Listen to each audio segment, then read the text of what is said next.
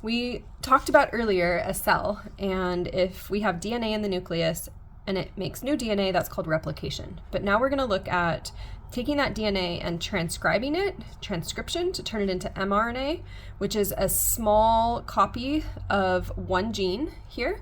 And then that mRNA is small enough to leave the nucleus and go be translated into a protein. So we're going to focus on this transcription process, or just some little glimpses of it. Not replication, but moving on to transcription. So as we look at transcription, we're going to be kind of following things around to make mRNA. So we've got a strand of DNA in the nucleus. That DNA opens up at one little region and we make mRNA. So we've got a strand, a single strand of mRNA, and then this DNA will be able to close back up again and just be nice and stable once again, so that we end up with the wrapped up DNA and then my single strand here of the mRNA is what we're focusing on.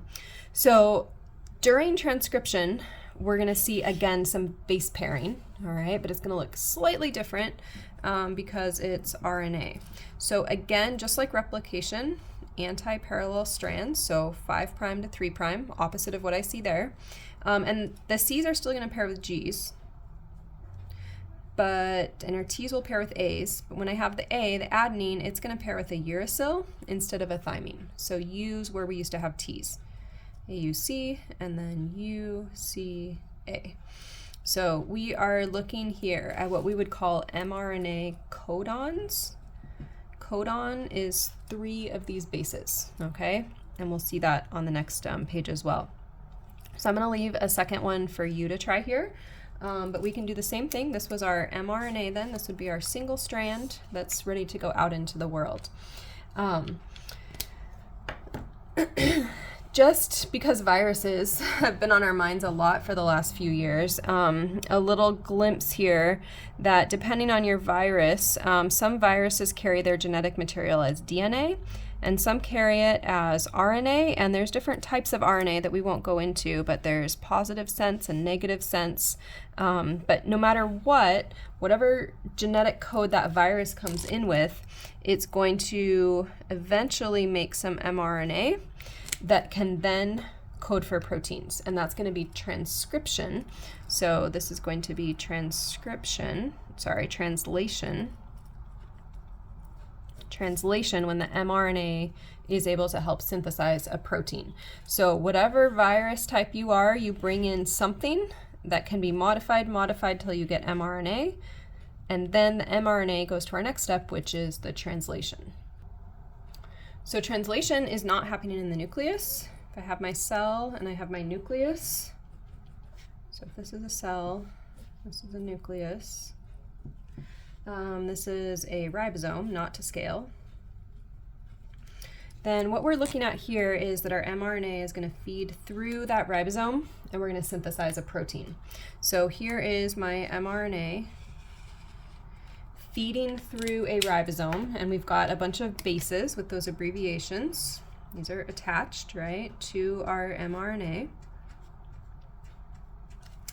And so we've got all those bases, and what we see happening, and there's some nice animations online and posted in our module, but we have mRNA here, we have tRNA. I have 3 of them actually, so here's 1, 2, 3 different tRNA molecules. And then I have the ribosome, which is largely made up of rRNA. So it's a good group effort here. And so what happens is these tRNAs are carrying amino acids around, and they come plug in and add their amino acids. These are each amino acids. Add them to a polymer that we're building with peptide bonds. And so we are building peptide bonds, and those peptide bonds are holding the amino acids together. And so pretty soon we have a polypeptide, or polypeptide was just a synonym for a protein, okay? So out of the nucleus, we get that mRNA. It feeds through and tells the tRNAs what order to come in. And then each of those tRNAs is connected to the amino acids. Two other vocab words to look at here, we call these codons. These groups of 3 letters are codons. And then the groups of 3 letters, those are bases, right? 3 bases are anticodons. So on the tRNA, it's an anticodon. On the mRNA, it's a codon. And we have a table, which is very, very tiny here, but these are mRNA codons. And so I could look here, say ACG. I can look A and then second letter C, so here's ACG, and that tells me THR, which is threonine. So that means that the amino acid connected to this tRNA is going to be threonine. So ACG says, hey, bring me a threonine, and so that's going to be the next amino acid in our chain. So we can, again, do some kind of translation work over here. So if I want to turn my mRNA into a protein, or, some little amino acids, we're going to read it from 5' to 3', and you're going to use your table down here. So AAA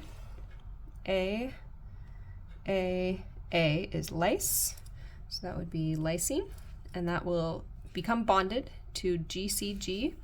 So GCG is alanine. And then UAG is stop, and that means, hey, no more amino acids. So this would be actually a tRNA that would come in empty here. So that would be a translation of that mRNA. So I took my mRNA and I turned it into a protein. So you can do the same with this. And then here is a little bit more of a challenge for you. So if we have this DNA strand, we can figure out what codons, anticodons, and then amino acids or proteins. I'll just do the first one with you. So remember, this is going to be antiparallel. So CCC means we'd have GGG for my mRNA.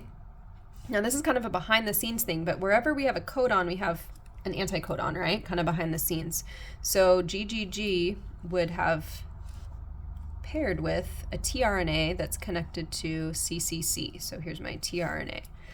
Now when I go to look at my table for the protein, I want to focus on the mRNA, right? mRNA is what's in this table. And so GGG is glycine.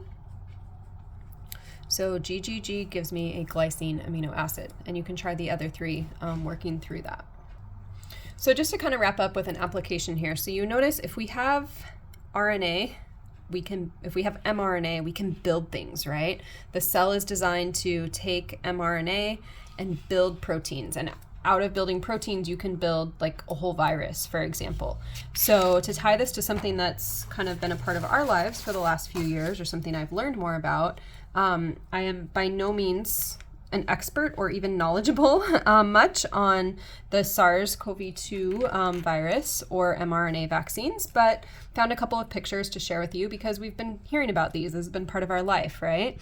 So what viruses do is viruses come in, and so what you're looking at here, this would be like our favorite COVID virus, our unfavorite COVID virus, comes in, and the spike proteins unlock basically an entry for this virus to come into the cell. So this is a virus right here. Virus comes in and releases its mRNA, which is the key to start synthesizing proteins. We form all kinds of different proteins. Code for them all was in this RNA. And out of all those proteins, we start to assemble, guess what? More viruses. This isn't just a SARS-CoV-2 thing. This is any virus that you catch, okay? So you catch a flu virus, similar type of idea, okay? We've got some kind of replicable RNA that can then trigger the synthesis of proteins. And now look what we've got. We've got a full, complete new RNA and a new virus ready to send out and just repeat this process over again. And so the idea of mRNA vaccines is, hey, if we can just make this, or actually it's even just a tiny portion of that, then we can have a vaccine.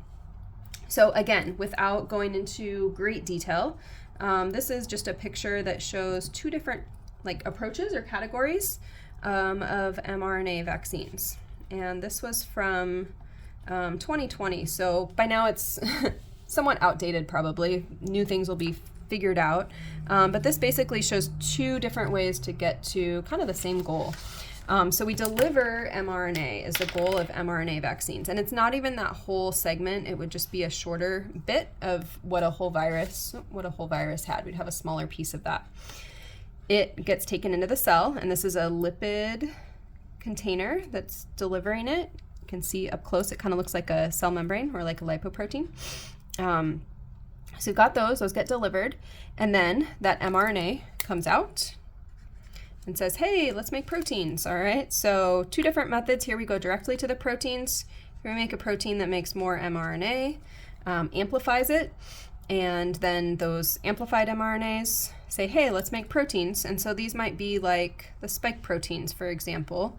Spike proteins then, from whichever pathway, go out, and as they are out, the immune system starts to see them being presented and says, ooh, enemy, let's fight every time we see a spike protein. And so the next time a virus comes that has those little spike proteins, so this would be like a spike protein, and then up here, the immune system is going to be able to recognize those and say attack. So we want to, with mRNA vaccines, present one little recognizable feature of that virus, and we are using kind of the same idea as a virus does, saying, let's take a little mRNA package, and out of that we can build something really useful, recognizable, that wasn't big or complicated to deliver. So that is a glimpse of nucleic acids, DNA, RNA, replication, transcription, translation, and hopefully you've got a few structures and words to work on.